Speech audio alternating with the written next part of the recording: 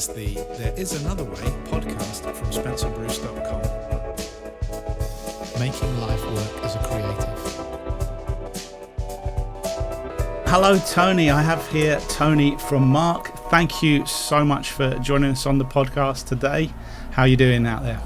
My pleasure, Neil. Thank you very much for having me. I'm really good, thank you. It's a bit of a slightly grim day, but besides that, I'm feeling good. Well, we're in the north of England, so what do we expect? Can you tell us a little bit about your business or your practice and what you do, what Marque is all about? Yeah, absolutely. So ideally, you'd only have one singular focus, one thing to tell people, because if you tell people more than one thing, they tend to get a bit confused and befuddled by it. Unfortunately, right now, Neil, I'm split down the middle. So you'll probably know me as a branding expert because we've worked together in the past on that subject. And the podcast I run on branding reinforces that. I've worked with mostly local businesses in Sheffield, where I'm from, like universities. I've worked with a couple in London, like birdwatching companies. And that's all been in the branding space. However, I've recently started coaching self-employed creatives as well. So I found that I love being in a supporting role, and I believe it fits my personality really well. I did a Briggs test quite recently. I've done about 4 or 5 in my lifetime. It seems to be shifting a little bit more towards extroversion than introversion. But that aside, I'd realised recently that I have all the traits that really suit a one-to-one helpful supporting role. So trying to lean into my personality a bit more. And this year I'm concentrating on the coaching, as I say, and the mission is to coach 100 creatives by 2022. It's a big goal. I've started that quite late. I'm 3 in, so I've got a long way to go. It's interesting you mentioned Myers-Briggs there, because I've done Myers-Briggs at various points since leaving university, however many years ago that was. And it's interesting you mentioned about how it shifts, but how I think there's still a core. You're on that little spectrum between an I and you're never going to go. Like I feel myself, I fluctuate between an INTP and an ENTP, depending on what day of the week it is or when you've done it. And I don't know if you found this, and I don't know for any of the listeners who have maybe done Myers-Briggs, it's certainly worth having a go at. Of all the tests out there, I think it is probably the most accurate and reliable. But what I found is when I used to work in a job for an employee, we were told to do one as part of work.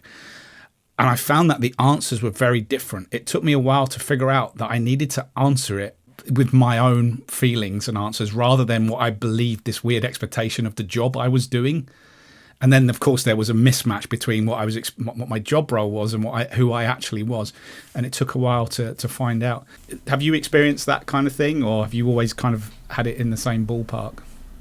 Yeah, I think it changes over time, like you say. I think to a degree, it's based on genetics and things like that, things we've just inbuilt from us. Like a new baby, for example, will have a personality before they've even had the time to grow experiences and just learn from the world. But then we also change over time as people. And I think personally that's been reflected in the fact that I was the shyest introvert you've never met in school. I'd never speak at all and got a bit of stick for it. And nowadays I run a podcast, like yourself. I'm out there chatting to people, Zooming with people most days, jumping on networking sessions quite often at the minute. So I do think it's possible to change. I do think we are kind of given almost set personality traits to begin with, but we can expand on those, which is great because we don't always like the way we are. So we want to improve on that. And that was true for me as a shy, introverted kid. I didn't really like that about myself, so I put effort into changing that. No, I mean, and interesting you say that. So you've got this split now between your work roles, between being a branding person and now being a creativity coach. But what I also found interesting is how you can also have a split with your, at least I do, because to some people's eyes, I play in a band or played stadiums, done lots of big gigs, and I lecture in front of maybe 100 students or whatever. I have no concerns about that. I am not worried. So that would put me in the total extrovert, show-off kind of category. But at the same time, on a personal level, that it almost feels like there's another person inside me, because one-to-one level, again, can be quite shy, very shy. I don't like necessarily phoning people up. I'm very, very private, and it's almost like there's this weird other personality inside that comes out. Yeah, I'm not sure how that links with you having two kind of disparaging job roles, but maybe that is part of the world we live in now, and the way that we have to approach work. That it's fine to have different streams of expertise and utilize both of them. I suppose we often wear a mask for certain job roles. So in the coaching role, I think 95% of my time is spent listening. And you ask any good coach and they'll tell you the same thing, because it's about having the coachee discover their own answers rather than you spoon feeding them the answers. I'm also a mentor to uni students, and I've been for just over 2.5 years. And in that role, I find myself giving them lots of advice, some of which in the past they've not taken and they've not gone and done it. And that's fine. It's completely up to them whether they take it and use it or not. But I think I read in a book recently that if you tell someone something, they're 30% likely to remember it. If you help them realise it themselves, they're 70% likely. So there's a real case to be made there for coaching. Big advocate of that, because again, as we've discussed, and probably people on the podcast know, I also lecture as well. And it's very much a mindset of trying to get people away from the school mentality as well. It's like, to learn, you almost have to try and experiment with things. And also, you have to remove the fear of failure, because in a learning environment, there is no thing as failure. There's only questions. And when you will learn, not by just learning how to do something by rote, but purely by experimenting with it and trying with it. And as you say, discovering the questions for yourself. I can give you all the questions in the world, but they won't mean anything unless they're your own questions. I think questions are the key to all of this. And which brings me kind of on to the next question I was going to ask you, which I'm probably going to have to reform, because usually in the podcast now I would ask you a little about the business I knew you were running, which was Marque, a branding agency. So I'm going to ask you about both. Where did the idea from Marque come up? And then how did that manifest itself into this new coaching role? Do you mind if I be a bit controversial? No, and just it's respond fine to something you just said previously? Yeah, go for it. Yeah. I want to challenge something. You said there's no such thing in failure in learning and that sort of thing. I respectfully disagree. Okay. I think we can fail a lot, and I've failed personally loads over the past 5 years trying to build a couple of different businesses. And I think that's a really good thing, because if we succeed at something, we do it, but we don't necessarily get the learning experience. We'll just tick it off and then move on. Whereas if we fail, our brain thinks, okay, that doesn't work. What would work? What can I do to make this work? And then you end up figuring out how to do things. So it's like a bit like riding a bike. We don't know how to ride a bike immediately. We kind of fall over until we do. No, that's exactly what I meant, in the sense that the way I like to teach is that there's no such thing as failure, as in just keep going, keep trying. You're trying to do something. As long as you try, it doesn't matter what the outcome is to begin with. And you may look at yourself and what you've done as a failure in relation to all these perceived ideas of what success is. But if you've taken one small step, that 1% step in the right direction, or out of doing something, and I'm purely thinking of musical things at the moment, but you've played this horrendous chord, and it's like, well, you've learned something because you realize that you don't necessarily like how that sounds. It's not a failure. It's just not what you want it to be. But you've got a question there, which you can then bring to someone else like yourself, a mentor, to go, I tried this thing. I think I failed because I didn't get what I wanted. And then the question is, well, what did you want? And by asking that question, you've then moved on. Like you said, you've learned, you've got the question to ask to take you to the next level. And I struggle sometimes with, marking, because marking in a creative subject is quite hard. A lot of the time it's purely subjective. Unfortunately, we have a system, don't we, where you have to give a mark to someone or a grade to someone, which is this indicator of failure or success. But I think in creative subject that has always been, I guess, a problem. You're then forcing someone's ideas into a grid. But until you get to that point, and I always think, like, particularly early on in your university education in particular, like, just do what you need to do. Get it out of your system and get the questions out there. With university in particular, and a lot of education systems around the world, you are forced into that system because it's the expectation of life now. And you make decisions about careers that you have no idea about or you have a weird view of what you've seen on Instagram or whatever as what this is what a lawyer is, and this is what a music producer is. And then you invest a lot of time and, unfortunately now, a lot of money into something. As you're starting out, and I've seen 1 year in, and they're going, again, I'm 1 year in, I don't think I like this because of the investment. But again, I can't fail. I've got to succeed in this because of the investment and the expectation. Some of the Scandinavian models of education, of where you go to university and you spend the first year learning a bit about philosophy. This is the philosophy of science. This is the philosophy of law. Oh, I'm kind of interested in the philosophy of art. And then you can siphon down into where you want to go rather than making things small to begin with. So anyway, so that brings us back to where your ideas for your businesses came from. The idea for Marque, I just sort of fell into it completely, to be completely honest with you. Off the back of uni and college, thought I'd try and get a job.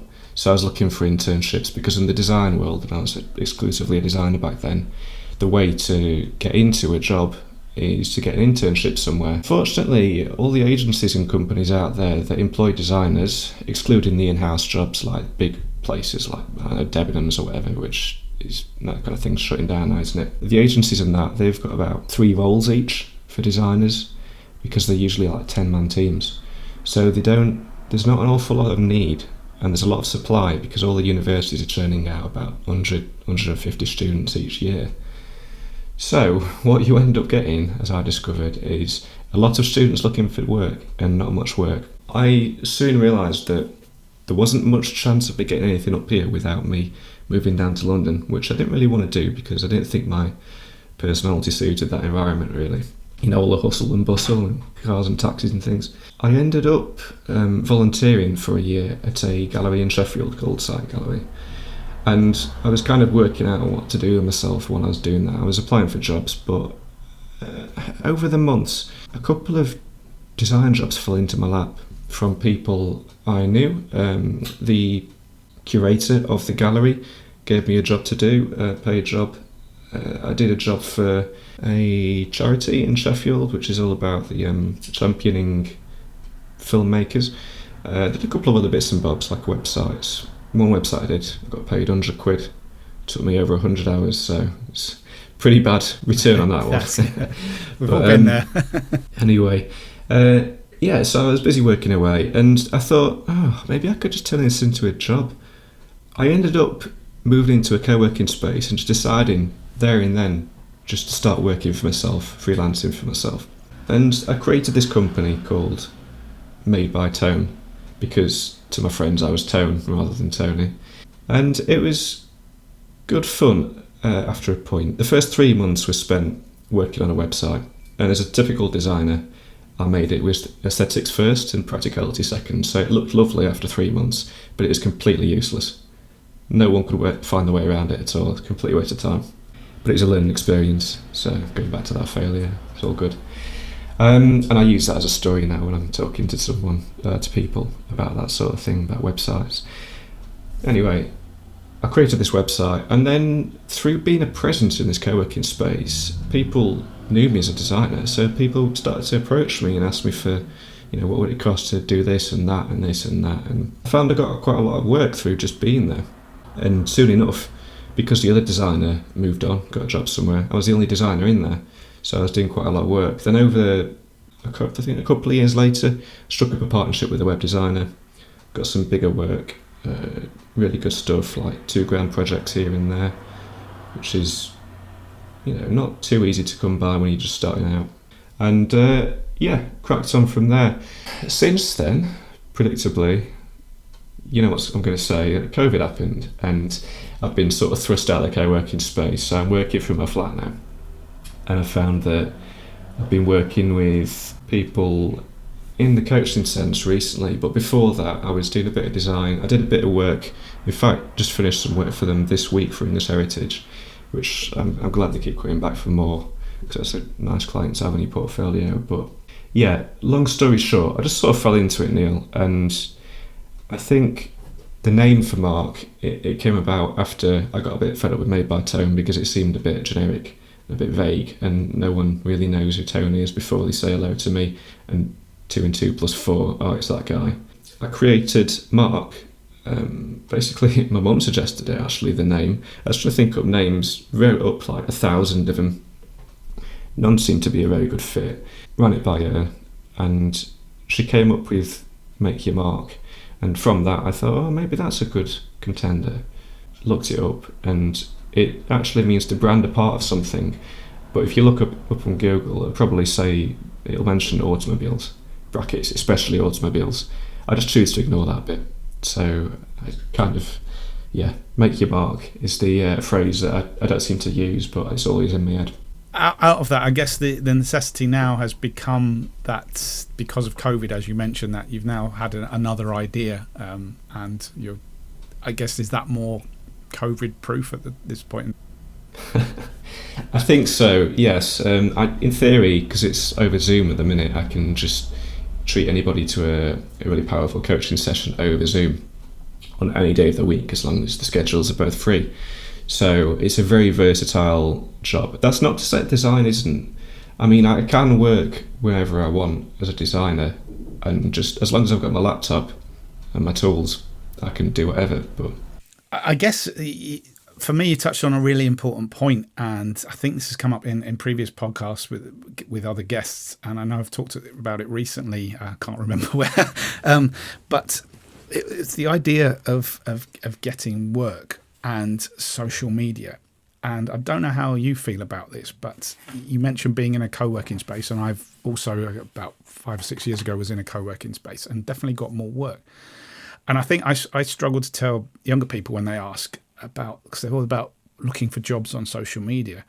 And then I did some serious thinking into my own life and go, you know what, the jobs, I've hardly had any work off of social media, or the kind of stereotypical websites. There are a few that are quite good, like LinkedIn is probably a better one of all of them.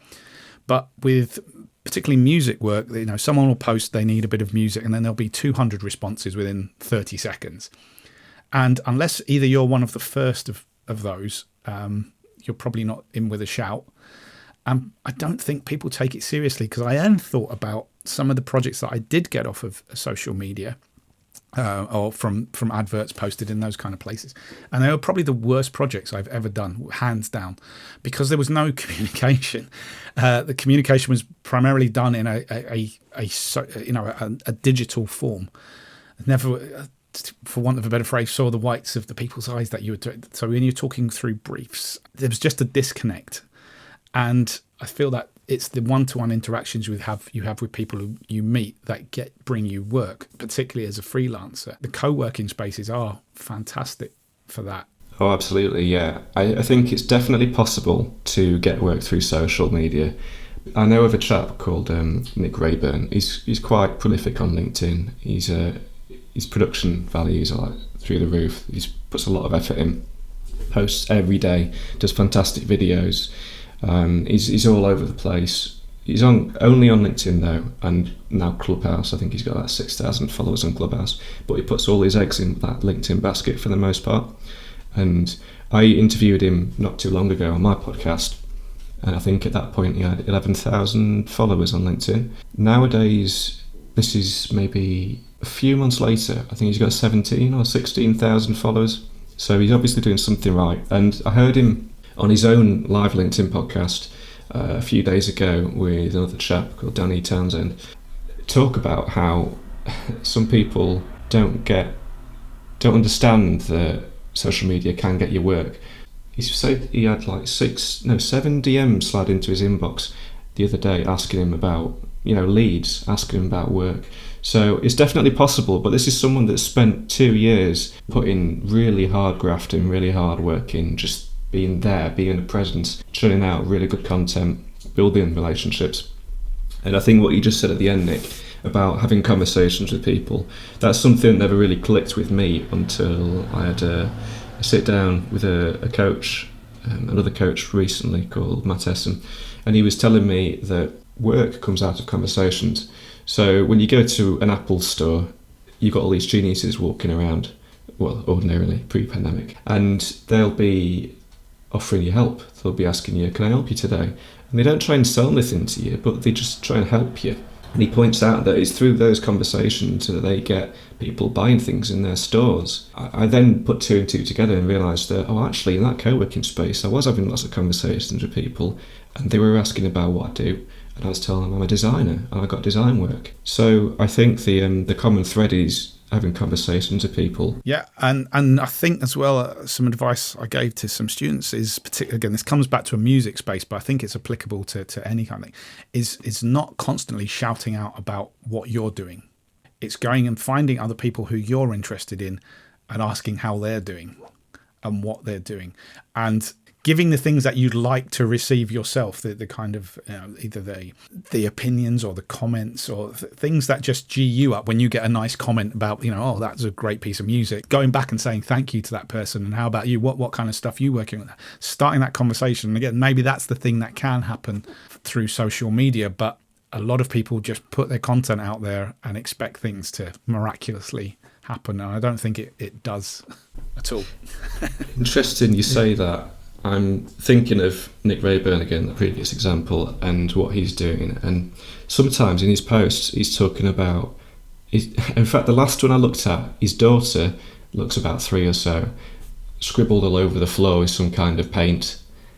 And he's posting that on social, and people are liking it and engaging with it. And he pointed out to me that social media has basically become a popularity contest. That kind of flies in the face of this. It's not about us, it's about them. But I completely agree with that. I think you are bang on in that it is about them, not about us, because they don't care about us. It's such a paradox. It's really strange. Donald Miller, who's written a really good book called Building a Story Brand, talks about this. And he says that no one cares about us, they only care about themselves. So we want to acknowledge that in order to get sales and all that sort of thing. And he points out that if we were in a film, we would be the Yoda or the Obi-Wan to their Luke Skywalker. So we don't exist to save the day because that's their job. We're just helping them along. To use myself as an example, as the coach, I am the Yoda and they are the Luke Skywalker. So I'm there to help them discover their own answers, and, it all goes full circle. Fantastic analogy. I'm going to have to steal that from you, I think. Please do. So you mentioned your own podcast as well. I was going to mention it at the end, but do you want to give a quick shout out now to your podcast and tell us a bit about that? Yeah, absolutely. Thanks, Neil. Yeah. So it's a podcast called Building an Expert Brand, and I seem to release it every 2 or 3 weeks or so, usually when I've got a guest on. I ran out not long ago. I've realised since you can ask previous guests for referrals and ask them who they think would be a good fit, so that seems to be working incredibly well. So yeah, it's a podcast all about branding, and specifically about how experts can leverage their brand to get more work, better work, and just basically be further up in that popularity contest we mentioned earlier, so be more successful in themselves and their work and their life. Well, I'd also like to say it's definitely worth checking out. I definitely enjoy listening to it. And also a massive thanks to you, because you've given me some help in the past with my branding, and it's really useful information. There was a few nuggets there, which every time I look at my website and I think about my social media post, it's like, I remember what Tony said, these are the things that I really need to concentrate, because before that it was a bit of a mess, to be honest. Or maybe not, but inconsistent, I think is the key word. And it really helped me focus on the consistency. So definitely, again, listeners, go and check it. Well, all the links are in the box below, so go and check those out. Which brings me on to the next question. Who or what inspires you, or inspired you in the past to follow your career path? I'm really inspired, and I really look up to authors. I feel like those are all people that have achieved a state of mastery in their craft, and that's something I really look up to.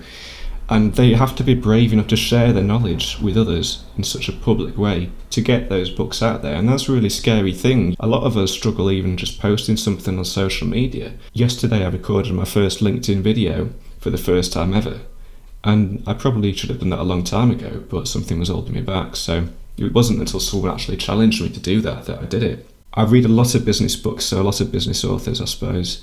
People like Jim Rohn. I recommended a book to you previously called The E-Myth Revisited by Michael E. Gerber. He knows his stuff. Chris Do is a very well-known design professional, and he's absolutely making waves. He's doing loads of Clubhouse sessions for free at the minute, which are really interesting, so I'd recommend those to anyone that's listening. Basically, most people that have written a book that is more than 2 stars or whatever. Also, the interesting people I meet here and there, a lot of people have potential. They don't necessarily always realise it, but I'm a big fan of people in general. A good example of that is I went to a little networking session with 4 people recently. The host of that session suggested that I might want to talk to other coaches on the off chance that we can refer each other to each other. And it's very kind of him. He then introduced me to 3 other coaches, all of whom spent half an hour to an hour of their time very kindly, very selflessly with me, talking about all this stuff and answering some questions I had about, me being me, great coaching books and how do you create clients and all that sort of thing, all the usual questions. And all those people were inspiring because I found that connecting the dots, those 3 coaches each had very specific, very particular, very different ways of coaching people, and it all seemed to stem from their past, quite interestingly. One of them coaches people on sales, and he used to work in sales. Another one really holds his values high, and he's all about kindness and giving, and that really is reflected in his approach. And then another is incredibly forthcoming about what he thinks works and what doesn't work, and all these suggestions and influences. And he shared loads of those in the call with me. And then after the fact, he sent me practically a LinkedIn essay full of links with incredible resources to check out. Very kind people. So all these people inspire me. People that have achieved some kind of mastery and feel like they have enough expertise to share a book. David C. Baker, Business of Expertise, another great book, another great author. Blair Enns, Win Without Pitching Manifesto, amazing book, amazing author. They've got a great podcast called Two Bobs, really good for creative professionals. Very broad answer, I hope that's not too much. No, it's fantastic. And one of the things you just hit on at the end, I'm racking my brains because it came up recently, but it's the idea about secrets that, particularly as creative people, there's no such thing as a secret really. It's all about sharing. You want to do well, just share. People will be more interested if you share, right? That doesn't mean they're necessarily going to steal them or borrow them, because they might take them and manifest them into something else. But yeah, you can't really lock an idea, because if you try and lock an idea down and keep it to yourself, then you're never giving it the chance to grow as well, or people to really invest in you and look up to you as an expert, because you're keeping everything to yourself. Sharing is an important lesson to learn, and don't be scared to share your ideas, your method, your workflow, whatever it is. People will be inspired by that, and that's ultimately, hopefully, what you would want. Absolutely agree. Yeah, I had a client recently that was worried about someone stealing all their photos because she's a photographer. The thing is that if you get something out there, then anyone that copies you is going to be in your slipstream, so they're going to be behind you. So as long as you keep doing what you're doing, you're going to be ahead. You're going to be winning. They're still in your slipstream though, until they take that as a step, whatever this workflow technique or whatever it is, they take that as a step to somewhere else. It's really useful. What do you see as any barriers that there are to being a freelancer? What do you think the barriers to being a freelancer are? And I guess maybe this has 2 answers, because there are additional barriers now that we're facing, but hopefully the world will change soon, and some of those barriers will disappear. Yeah, there's so many answers I could give you to this question. Yeah, that's a really good question. I'm going to pretend that COVID's not a thing right now and focus on just in general. I was reading a coaching book recently, and it said that most people are fearful. People are generally afraid of the unknown, but the common thread with risk takers that David C. Baker talks about in his book that I mentioned earlier, The Business of Expertise, is that he's found that most of them, if not all of them, are risk takers. So you have to be comfortable with a certain degree of risk to run your own business. And if you're forever fearful of that, then you're probably never going to get started and never going to get cracking with it. My second thought is confidence. So I went to a public speaking event maybe a few years ago, and the chap seemed very good at what he does there. He was telling us all about all these top techniques and tips. One of them which really stuck with me is that confidence is the holy grail, isn't it, for public speaking and all that sort of thing. If you've got confidence, you can just do anything. But the trouble with confidence is that you need to build it over time. You don't start with it. Just like riding that bike, you don't have confidence in riding a bike before you know you can ride one. But then after the 50th attempt, 100th attempt, you'll have it set in stone. Something we can replace with confidence, just for the initial time being, for the early days, is courage. We can have courage to begin with, so we don't have to worry about confidence if we've got courage. The third thing is the situations we find ourselves in. Now, I think we need money in order to get started quite often. I was in a lucky situation, perhaps not lucky, it's a situation of my own creation, where initially, straight out of school, post-16, because I didn't have a clue what to do myself, I put 6 years into working at a supermarket. And I had no real place to put that money, so I just saved most of it. So anything that wasn't going on, nights out or food or whatever rent I might have been paying, just went in this bank account and just stayed there. And I'm still leaning on that now for the quiet months. It's been incredibly helpful. Experts that tell you all about how to run freelance businesses recommend that you have something like a 3 to 6 month runway of money in the bank. In case you don't have any work coming in, you're not cut short, because it's very dangerous to be cut short and have no money. If you reach out to a potential client, a prospect, they can often smell that fear on you. If you don't have any money, it will come across, and there's nothing worse than them perceiving you as being needy for that work. They'll be all their heckles will go up, and they'll just probably not want to pay you. Interesting you talk about confidence as well, because that's a topic that comes up quite a lot in my field, where I get asked a lot, going back to a previous thing we talked about being an extrovert or whatever, and confidence to perform. There's no simple. The simple answer is I've been doing it since the age of about 7 or 8 at school, playing in school bands and things like that. And over the years, it just disappears. Like, so I'm not confident in so many aspects of life, but that is one that I totally am, because I've just done it so many times, and that doesn't even become a thing.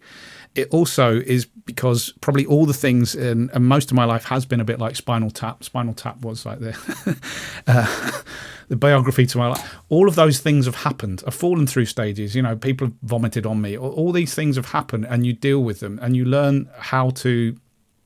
You just cope, and once you've coped with it, the confidence is there. It's not even a thing you think about. It's not a conscious thing. And it's the same in business. The more work you get, the more projects you do, the more your confidence builds, to the point where it's not a problem anymore. It's just inherent in who you and your business are. It sounds like confidence gives way to being comfortable. Yeah, in all aspects of life. I think it's not just about business or performing or whatever. It's all aspects of life. And unfortunately, the slog is that you just have to do it. And rehearsing is a way of getting confidence, but but in a safe space again. Just keep practicing until you can't do it wrong. But that might take 10,000 hours, to quote that famous idea. Once you've passed that, then you haven't got to worry about those things. What would be your dream situation, gig? Well, you very kindly presented me with these questions up front, and I've had a chance to think about them. With this one, I thought about it, and then I thought I'd rather give you a spur of the moment answer. Excellent, yeah. Because going back to that Myers-Briggs test, one of the things that was revealed about me is that I really like novelty, and I think that is reflected in the fact that I've done a lot of different things over the course of my career, and I'm still fairly young, so that's really saying something, I guess. So I've tried graphic design, I've tried brand strategy, I've tried making super graphics, I've tried coaching, I've tried consulting, I've tried mentoring, probably a couple of other things I've forgotten. I'm a martial artist, I play a lot of video games, I love reading, I love listening to audiobooks, I love podcasts, I do a podcast, a lot of different strings to my bow. And the dream job or gig or situation, it's so hard to think of one, because I think I just like to try new things and do different things, and that is kind of flying at an opposite to my values. Like, as you probably picked up on earlier in the conversation, I really value this idea of mastery and getting incredibly good at something. But then if I'm always like flitting around with new things, then how am I ever going to become a real master at any one thing? So there's a bit of a strange disconnect there. But to answer your question, I don't have a clue. Also, it was a bit of a tricky question that I put in, and again, there's many ways of interpreting. But maybe your dream situation is what you're doing. It's many things. Interesting you touch on mastery as well, because I think in some regards we think of mastery as being an expert in one thing, but if you look at true masters, they are just sponges of ideas and concepts. So you can learn from everything around you and bring it into your craft, no matter what it is. And I think, for example, something like music, you can be a master pianist, but in terms of you can play the piano extremely well. But to be, I guess, what some of us would like to be, an innovative creator, those kind of people do have wild, disparaging interests, and they learn from all of those. They bring those to the instrument. That to me is what a master might be. Yeah, it's interesting you say that. I'm reading the book at the minute. I forget the short title, but I think the long title is Why Generalists Succeed in a Specialised World, and I think it's by a chap called David Epstein, and it's a really interesting one. I'm only a third of the way through, I think, but it gives us some great examples about how certain people we know as experts, I think Roger Federer is one, the tennis guy, fell into tennis because he loved balls, like sports with balls in, and the opposite end of the spectrum, you've got Tiger Woods, who was almost sort of reared for this game of tennis. I think it was that way around. Hopefully I've not completely forgotten it. As I say, I'm not sure they're listening, so I'm sure we're clear of any libel. Or maybe they are. Hello, Tiger, and hello, Roger, if you're listening. Yeah. So I know that it's perhaps a slightly disappointed answer that I don't know, but I do want to say that I am really enjoying the coaching at the minute, and I feel like I can really make a difference and help people with that. And I feel like I've been doing with clients so far. So that is my redacted answer. I would struggle answering my own question very much here. And again, probably similar to you. And I've done quite a lot of things in my career. Yeah, we have a lot of potential, don't we? You very kindly spent an hour showing me how to edit podcasts, which was absolutely fantastic. And I'm still really grateful to you for that, because it's meant that my podcast sound a hell of a lot better.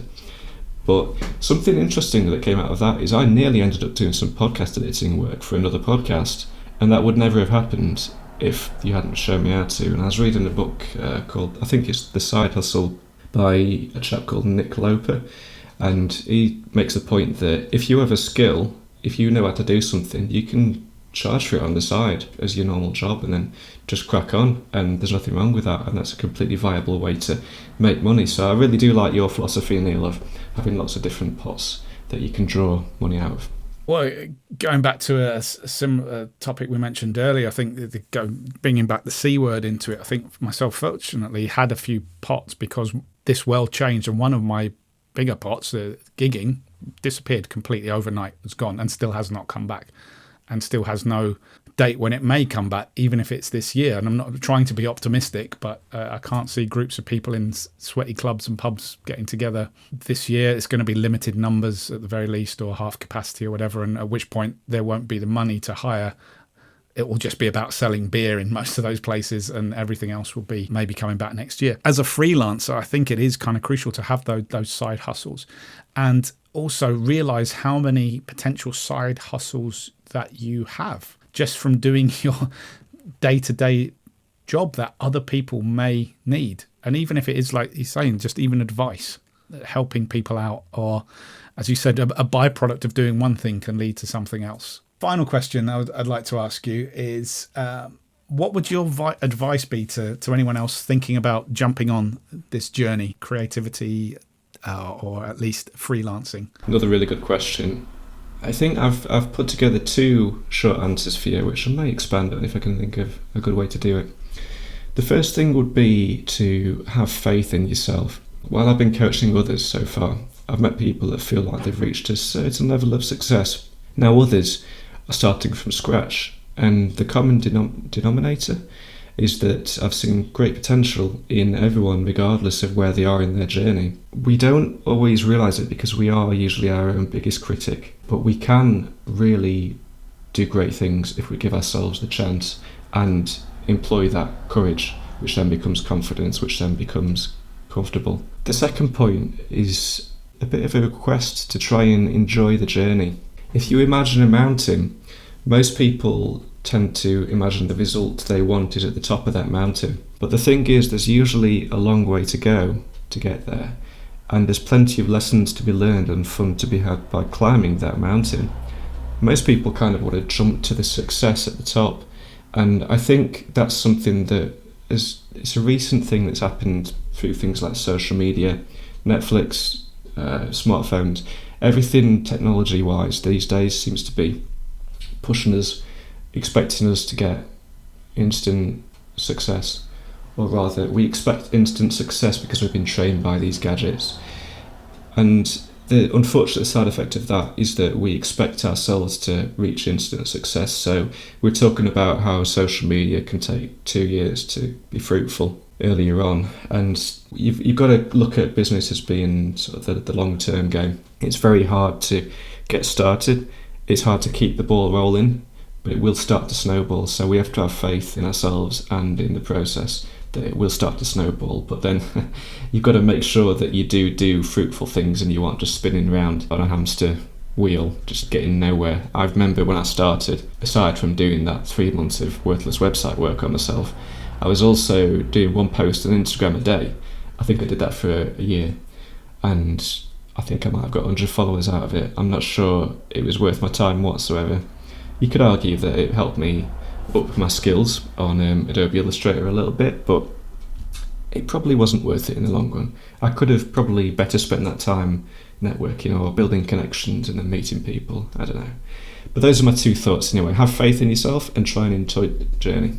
Love the mountain analogy, and I think I've used that myself before in a slightly different way, but the idea of it's okay, this goes back to one of our early topics around about failures, to think that that's the success that you want at the top of the mountain. But as you're going up that mountain, if you see another path to the side, go, well, you know what? I want to see what that path leads me. That's totally cool, because of the worst situation, you can come back and then carry on.